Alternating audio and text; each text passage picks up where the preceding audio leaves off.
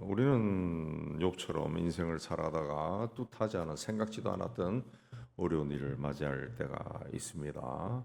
건강하게 살았는데 갑자기 건강에 문제가 생기고 평생 그 일군 사업이 한순간에 무너지고 또 사랑하는 가족을 가슴에 묻어야 하는 아주 슬픈 일을 겪기도 합니다.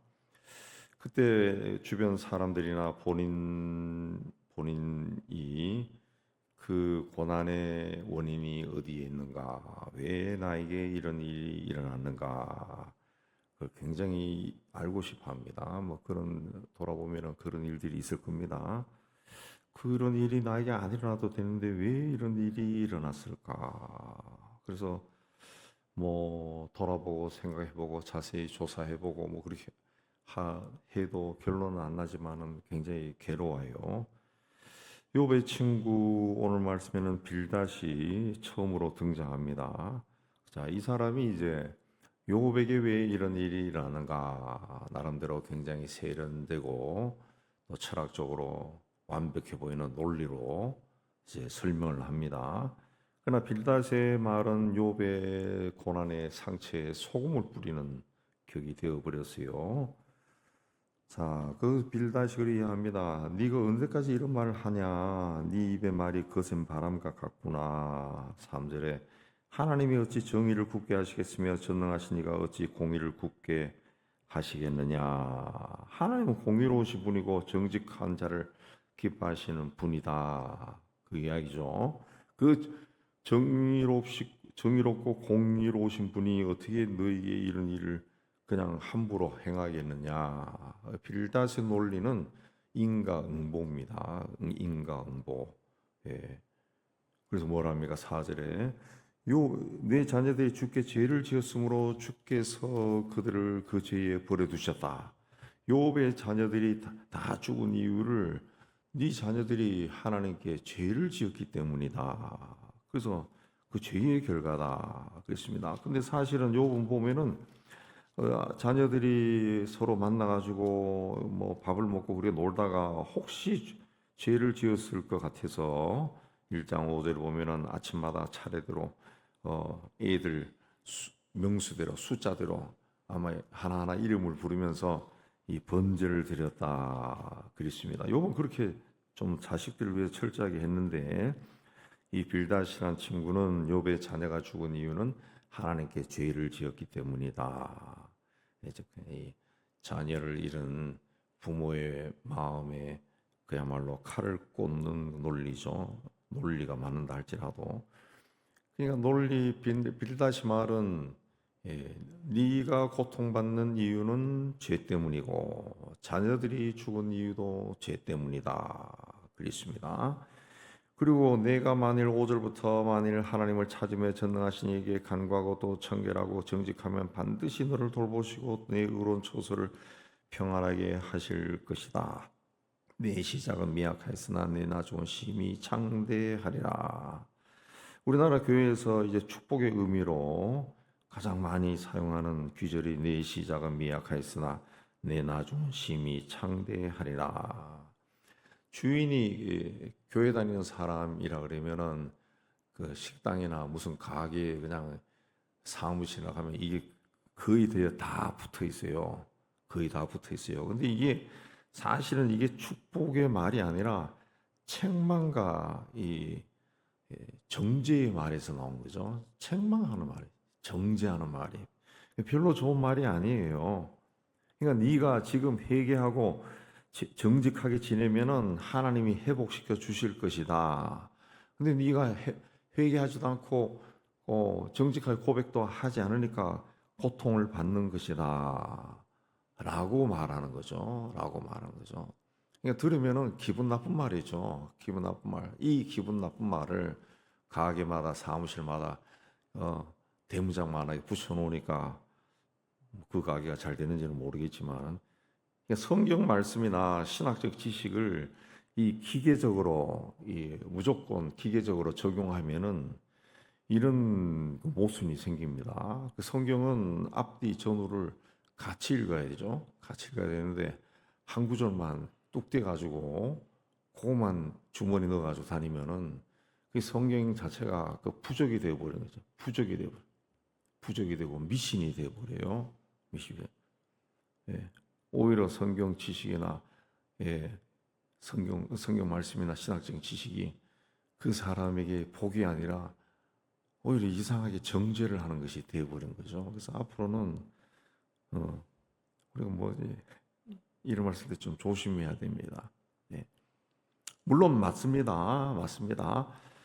당신이 열심히 하나님을 찾고 정직하고 청결하게 하면은 예, 나중에 잘 될 겁니다. 그러니까 이걸 하려 그러면 5절부터 7절까지 같이 봐야죠. 예, 이제 작은 가게를 오픈해도 만일 열심히 날마다 하나님 찾고 뭐 안 되면은 하나님 앞에 나가 간구하고 전능하신 하나님께 간구하고 또 그것이 가게도 늘 깨끗하고 당신이 만나는 사람에게 항상 정직하면은 하나님이 당신을 돌보시고 그렇게 해서 잘 되게 해주실 겁니다. 같이 그래도 보려고 그러면은 같이 이야기를 해야 됩니다. 그래서 8절 이하에서는 뭘 하냐? 자신의 어떤 주장을 뒷받침하기 위해서 옛날 사람들, 전통, 조상들의 지혜를 이야기합니다. 우리는 어제부터 있었을 뿐이다. 우리는 아는 것이 없으며 세상의 옛날이 그림자와 같다. 그러죠. 내가 이래 지금 있지만은 나는 어제도 있었다. 그러나 내일은 있을지 없을지 모른다는 거죠. 언제 사라질지 모른다. 그러니까 그림자죠. 그림자. 뭐 우리 나이가 들어서는 안 하지만 저희가 어렸을 때는 그야말로 놀이터가 없고 그래서 그림자 밟기도 했다. 그림자. 우리가 어린이였을 때 예, 밝은 날 그림자 밟기. 누구 그림자를 밟느냐. 뭐 그림자 밟기 그런 그 놀이도 있었어요. 뭐 기억하시면 아시겠지만 오늘 어제는 있었고 오늘 또 있지만은 내일은 있을지 몰라요. 그래서 그림자와 같다 그랬습니다. 그 조상들이 너에게 다 말한다는 거죠.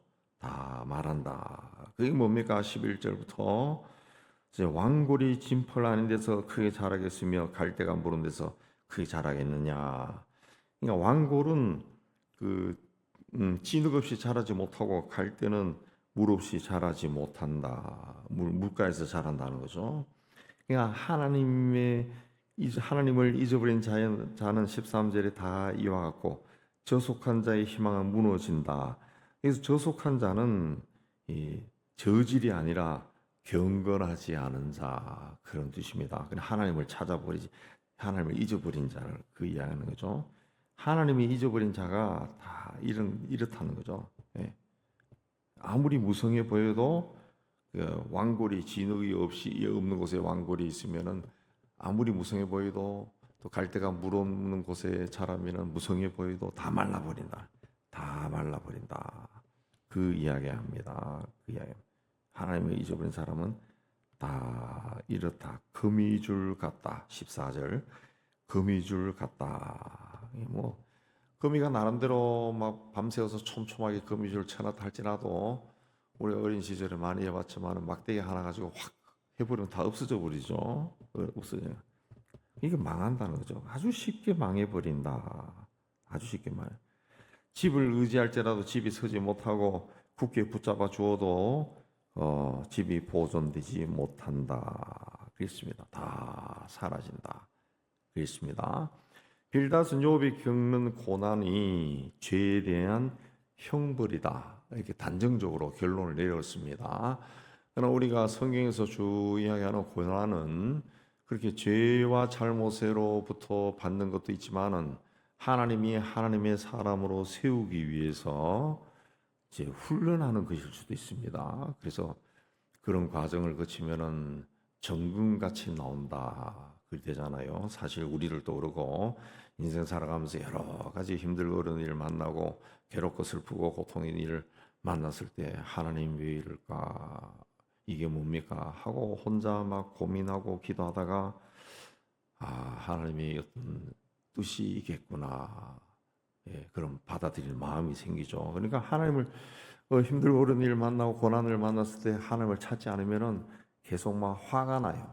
화가 나고 막 불쾌해지고 막 신앙 자체가 막 기분 나빠지고 막 이래 된다. 그러나 그런 가운데서 하나님을 계속 찾고 기도하다 보면은 그 성령께서 내 마음에 어떤 빛을 비추는 다른 생각을 주는 거예요.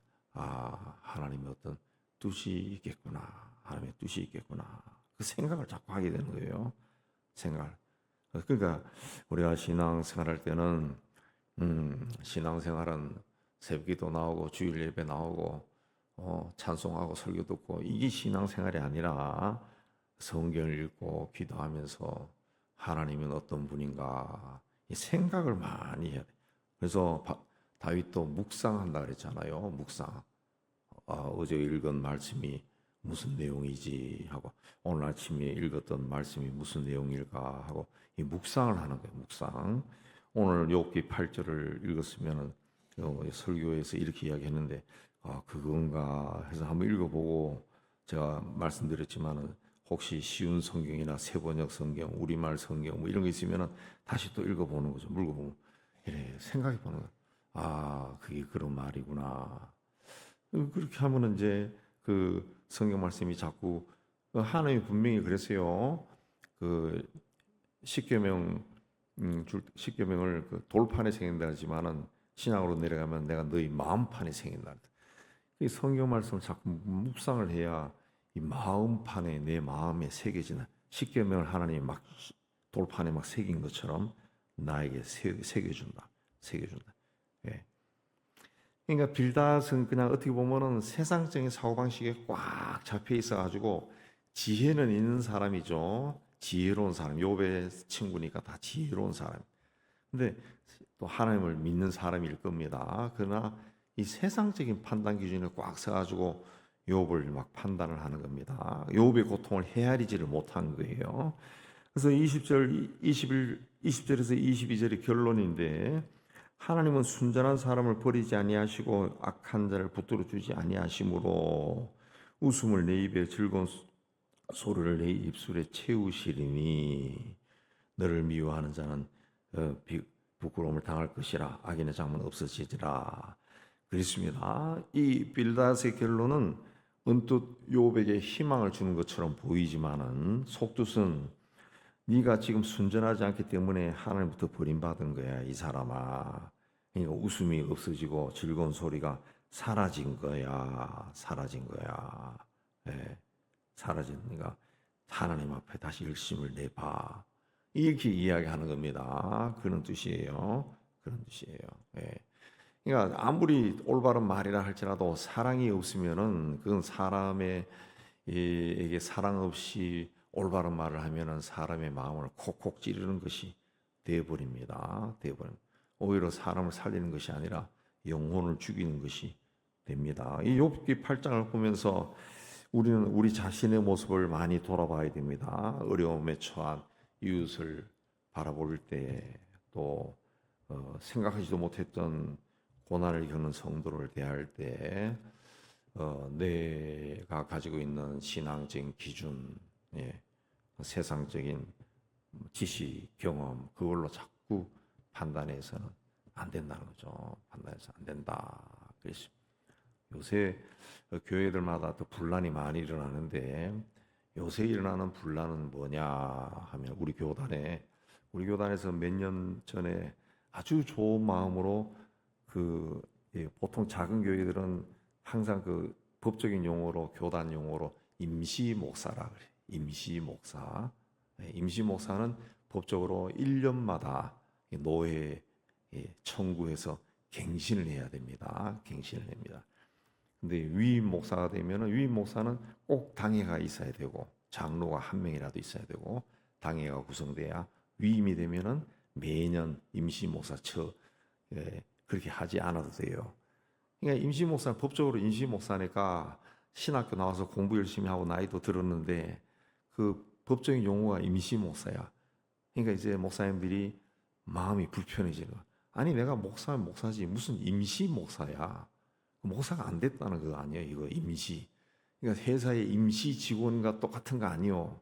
그래서 그런 항의가 많이 들어왔어요. 이제 세대가 또 바뀌니까 많이 들어오니까 이제 몇 년 전에 한 3, 4년 전인가 좋은 마음으로 다시 토의해가지고 그러면 임시 목사라 그러지 말고 담임 목사로 바꾸자. 그래서 담임 목사로 바꿔서 다 담임 목사요. 막 5명 모이는 교회도 목사님도 담임 목사야. 그러면은 그 위임받은 당회가 있는 교회 목사님 뭐냐? 위임 목사라 그랬어요. 위임 목사. 예. 그렇게 하니까 담임 목사 쓰고 또 어떤 조금 규모 있는 교회는 또 자기를 또 위임 목사다. 주보에 또 위임 목사 강석형 뭐 이렇게 써놔요. 예. 그것도 좀 우스운 모습이 돼서 모습. 그러면서 이제 담임 목사 옛날 임시 목사죠. 예, 당의 어떤 인준을 받기 전에 임기를 1년이 아니라 3년으로 해놨어. 왜? 1년마다 하면은 불편하니까. 예, 1년마다 번거롭다. 이제 사실 1년마다 한다 그러면 그게 거의 6개월에 한 번 하는 거나 똑같습니다. 6개월마다 계속 뭐 서류를 갖다 줘야 돼. 그게 굉장히 불편해요. 그래서 3년에 한 번 하도록 3년 해놨어요. 담임 목사. 이렇게 하니까 또 어떤 문제가 생기느냐. 그 장로가 있는 웬만한 교회 부임한 목사도 이 3년 동안은 그냥 갈 수 있는 거예요. 3년 동안은. 그 3년 안에 위임 목사를 투표해가지고 하면 되는 거예요. 근데 이게 선하게 이렇게 했는데 항상 법도 그래요. 우리나라 정식의 법도 그러죠. 정치하는 거 보면은 항상 출발은 선하게 하는 거예요. 선하게 했는데 이걸 이제 교회마다 이제 악용하는 교회들이 막 생기는 거예요. 무슨 말이냐? 예, 요즘 우리도 이제 후임 목사 뽑는 절차 막 진행하고 있는데 그렇게 막 복잡하게 해가지고 이제 한 명을 세우는데 이제 3년 동안 그냥 담임 목사지 3년 동안 아무도 안 한 거예요. 투표를 안 하는 거야. 보통 1년 안에 하는데 안 하는 거야. 계속 놔뒀다가 마음이 안 들면은 3년 만에 아유 목사님 다른 데 한번 구해 보세요. 이렇게 해서 3년마다 이렇게 그 담임 목사를 체인지하는 교회들이 자꾸 늘어나는 거야. 예. 그러니까 굉장히 그 악용하는 겁니다. 악용하는 건데. 그래서 꽤 많이 점점 많이 생기는 것 같아요. 우리 교회는 그렇게 하면 안 됩니다. 고생해서 기도해서 결정했으면은 나중에 좀 마음에 안 들어도 그 왜 하나님이 너한테 마음에 안 들게 하셨을까? 그걸 생각해야 돼. 생각해야 돼. 왜 이런 일이 일어났을까? 생각하면서 같이 가야죠. 같이 가서 우리는 1년 만에 다 해야 됩니다. 다 해야 돼. 네. 그러니까 남을 생각을 못 하는 거예요. 다른 사람 생각하지 않고 그냥 자기 위주로 모든 걸 생각해 버리니까 그냥 왜 그런 일이 나? 자꾸 세상적인 판단이 들어가 버리니까 여기는 교회다. 하나님이 주인이다. 이게 아니라 자신의 세상 경험들 뭐 듣는 소리들 뭐 이렇게 하니까 편한 쪽으로 나가다 보니까 그렇게 되는 거예요. 그래서 대부분이 안 되는 교회가 꽤 많아. 뭐 중형교회 500명, 1000명, 뭐 2000명 모이는 교회들도 3년마다 막 아웃되는 목사님들이 자꾸 생기더라고. 자꾸 생겨요. 그 3년에 투표하면은 안 됩니다. 왜냐하면은 미국 1년 됐을 때는 그 결혼해서 1년 됐을 때는 그냥 무조건 다 이뻐 보이지만은 3년 지나면은 이제 밥도 태우는 것도 보고 그다음에 방귀 끼는 것도 듣고 그럼 뭐 이런 사람이 있어 뭐 이렇게 되면은 나중에 표가 안 나와. 그렇게 하면 안 돼요. 그렇게 하면 하나님이 뜻을 발견을 못 합니다. 예, 제가 부족해도 20몇 년 동안 함께 하면서 막 어떨 때는 죽일 만큼 밉다가 어떨 때는 막 이뻐 보이고 그랬죠, 솔직히. 그러니까 그렇게 되는 거예요. 그렇게 해서 이제 미운정, 고운정이 들고 이렇게 가면서 하나님의 뜻이 뭘까? 그 생각하면서 내 신앙이 커지는 거예요. 내 신앙이 깊어지고 하나님에 대한 이해심이 깊어지는데 자꾸 세상적인 기준으로 마음에 안 들면 요새 애들은 결혼했다가도 막 이혼한다는데 마음에 안 들면 막 시비 걸어가지고 막 갈라지고 그건 세상적인 방법입니다.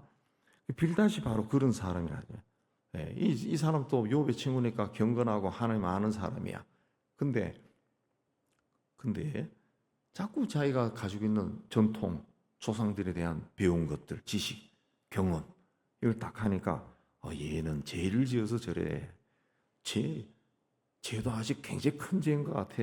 애들이 다 죽고 재산도 뺏기고 본인도 저렇게 큰 병 걸린 거 보면은 그건 세상 사람 봤을 때도 그렇게 느낍니다. 우리 믿는 사람들도 교회 안에서 혹 그런 사람 보면은 저 사람 왜 저래 됐을까? 자꾸 궁금해지는 거죠. 그렇게 되면은 자꾸 자기 기준을 갖다 대요. 기도 좀 하세요.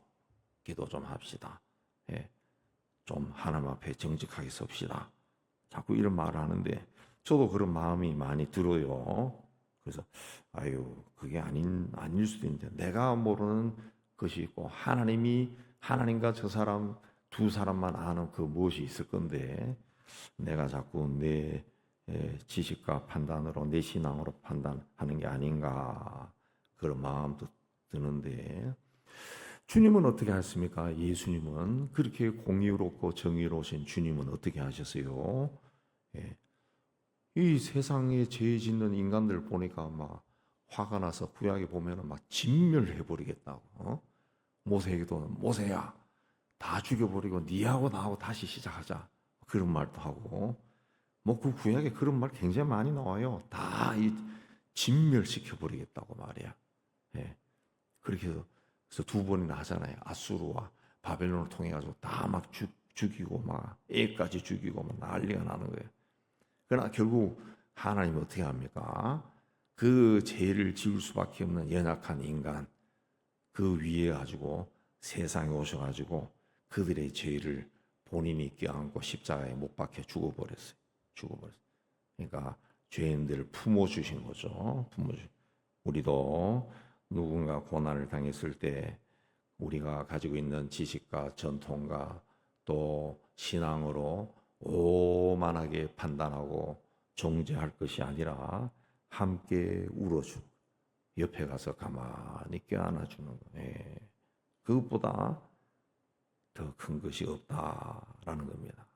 다른 사람이 어떤 고난에 훈수 둘지 말고 그냥 가만히 그 옆에 십자가의 사랑으로 지켜줘야. 야, 밥은 먹었나? 뭐 이런 거. 우리 옛날 어른들이 했던 게 그거 아니에요. 옛날 밥 못 먹는 시절이 많았으니까. 그러니까 아파하는 사람이 있으면은 야, 요새 밥이나 먹나? 밥이나 먹나? 그러고 자, 가자. 그래가지고 밥이라도 한번 사줘. 뭐 그러면은 그 다 풀리는 거죠. 그게 이해하는 거지. 그걸 가지고 자꾸 판단하고 그러면은 그 사람은 판단받아도 괜찮아요. 하나님과 두 사람과의 관계 속에서 일어나는 일이니까. 그러나 판단하는 사람이 정죄받는 거예요. 하나님 봤을 때는 네가 왜 그러니? 네가 왜 자꾸 저기 가서 그래 임마. 나하고의 문제인데 가만히 있어. 까불지 말고. 그랬다가 내가 한 대 때린다. 뭐 이런 말도 하나님 안 하시겠지만은 그렇게 될 수 있다.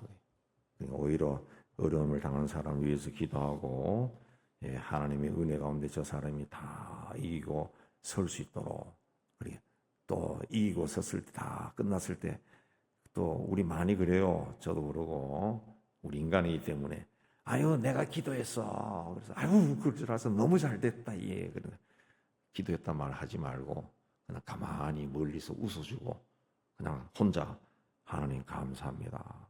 얼마나 힘들었을까 저 친구 감사합니다. 그게 우리의 신앙이 돼야 됩니다. 우린 빌닷을 통해서 그걸 배웁니다. 우리가 빌닷처럼 통해서 배운 것들을 많이 생각하시고 묵상해서 하나님 보시기에 건강한 사람, 성숙한 사람으로 세우시기를 주의 이름으로 축복합니다.